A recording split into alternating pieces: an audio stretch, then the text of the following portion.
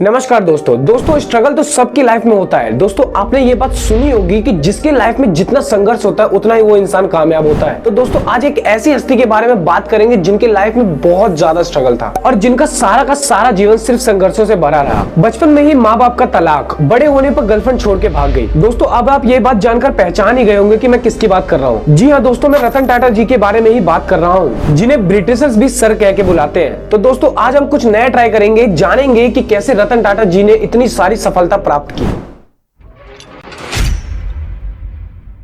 तो दोस्तों सबसे पहला सवाल तो आपके मन में यही होगा कि हु इज रतन नवल टाटा। रतन नवल टाटा एक industrialist, chairman of Tata group, businessman, investor और सबसे बड़ी बात की एक महान इंसान है वो। रतन टाटा को सन 2000 में पद्म भूषण से नवाजा गया था, तीसरे सर्वोच्च नागरिक के सम्मान के रूप में, और 2008 में दोबारा से पद्म भूषण से नवाजा गया था, दूसरे सबसे सर्वोच्च नागरिक के रूप में। आज की इस मॉडर्न टेक्नोलॉजी के पीरियड में दोस्तों टाटा हर जगह आपको दिखेगा। जैसे कि टेक्नोलॉजी की बात करी जाए तो TCS, स्टील में टाटा स्टील, कार में टाटा मोटर, इंफ्रास्ट्रक्चर में टाटा पावर, कपड़ों में वेस्ट साइड, खाने में टाटा नमक, टाटा टी और ज्वेलरी में तनिष्क। दोस्तों ऐसा एक भी फील्ड नहीं है जिसमें टाटा ने अपना योगदान ना दिया हो। दोस्तों रतन टाटा की नेट वर्थ 35,000 करोड़ है, जिसमें से 60 से 70% तो डोनेट कर देते हैं। तो दोस्तों सवाल ये आता है कि हम रतन टाटा जी से क्या सीख सकते हैं। पहला, how to stable any and every situation. Ratan Tata का जन्म 28 दिसंबर सन 1937 में हुआ था, वो भी ब्रिटिश राज में। रतन टाटा अपने पिता नवल टाटा और माता सोनी टाटा के साथ रहते थे। तब जब वो महज 10 साल के थे तब उन दोनों का आपस में तलाक हो गया था और तब नवल टाटा ने रतन टाटा को अडॉप्ट कर लिया था और तब से सिर्फ रतन टाटा अपनी दादी नवाज बाई के साथ रहते थे। तो दोस्तों बात ऐसी है कि महज 10 साल की उम्र में रतन टाटा जी ने इतनी सारी संघर्षों को झेला, क्योंकि हर अंधेरे में एक रोशनी की किरण नजर आती है। तो दोस्तों ये बात हमें रतन टाटा जी से सीखने को मिलती है। दूसरा, don't show off your position. एक बार रतन टाटा नेल्को, जो कि एक इलेक्ट्रॉनिक कंपनी है, उसके कुछ प्रोजेक्ट के लिए नासिक जा रहे थे। तब नेल्को के मैनेजर भी उनके साथ ही थे, लेकिन आधे रास्ते में उनकी गाड़ी पंचर हो जाती है, जिसके कारण सभी के सभी लोग बाहर आ जाते हैं। कुछ लोग स्टॉल पे जाके चाय पीने लगते हैं और कुछ लोग धुआंबाजी करने लगते हैं। अब सीनियर ऑफिसर आता है और देखता है रतन टाटा तो यहाँ पर है ही नहीं। वो बहुत ज्यादा घबरा जाता है कि आखिर रतन टाटा कहाँ गए। अब सीनियर ऑफिसर गाड़ी के पास आता है चेक करने की रतन टाटा कहीं यहाँ पर तो नहीं है। अब उसे रतन टाटा का एक अलग ही रूप दिखता है। रतन टाटा ड्राइवर की मदद कर रहे थे टायर बनाने में। तब ये देखकर सब हैरान हो जाते हैं कि रतन टाटा ये क्या कर रहे हैं। तब उनमें से एक मैनेजर जाके रतन टाटा से कहता है कि सर ये आप क्या कर रहे हैं, ये काम तो ड्राइवर का है, उसे करने दीजिए। तो फिर रतन टाटा विनम्रता से कहते हैं कि अगर हम मदद नहीं करेंगे तो कुछ कीमती क्षण बर्बाद हो जाएंगे, जिसके कारण समय की बर्बादी होगी, और समय की बर्बादी मतलब कि पैसे की बर्बादी। तीसरा, रतन टाटा एक बहुत बड़े एनिमल लवर हैं। एक बार की बात है, रतन टाटा के मित्र सोहेल सेठ उनके बारे में एक किस्सा बताते हैं और कहते हैं 6 फरवरी 2018 को प्रिंस चार्ल्स रतन टाटा को उनकी नेकता के लिए लाइफ टाइम अचीवमेंट अवार्ड देने का प्लान बनाते हैं, और वो भी बकिंघम पैलेस में। सब कुछ सेट होता है। ये award ceremony British Asian trust की देख रेख में हो रही थी। सोहेल सेठ इवेंट अटेंड करने के लिए 2 या 3 फरवरी को ही पहुंच जाते हैं। जब सोहेल सेठ एयरपोर्ट से उतरते हैं तो उन्हें रतन टाटा का 11 मिस कॉल आई थी, और ये देखकर वो घबरा जाते हैं। तब सोहेल रतन टाटा को तुरंत फोन लगाते हैं और कहते हैं कि क्या बात हुई। तो रतन टाटा कहते हैं कि मैं सेरेमनी अटेंड नहीं कर पाऊंगा, क्योंकि मेरे डॉग टैंगो और टीटू की तबियत खराब है, जिसके कारण मुझे उनकी देखभाल के लिए रुकना होगा, और इसी कारण मैं सेरेमनी में नहीं आ पाऊंगा। तब प्रिंस चार्ल्स कहते हैं कि दैट्स द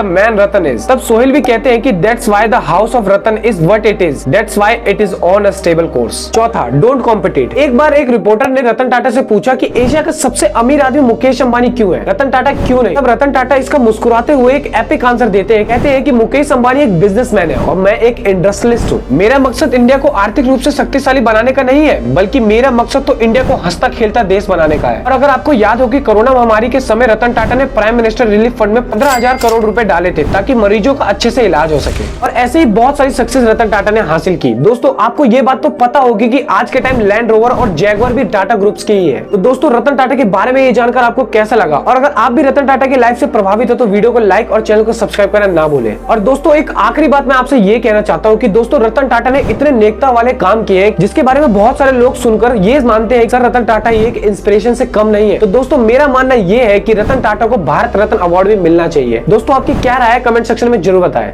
धन्यवाद।